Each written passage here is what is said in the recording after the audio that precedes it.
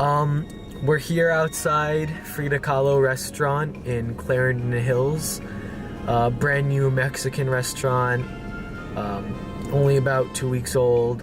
We're gonna go in there, see what looks good, and hopefully come out happy. I'm really excited to go because I've never really had authentic Mexican food, and the place looks really nice. And For sure. yeah, just really excited. It's cool.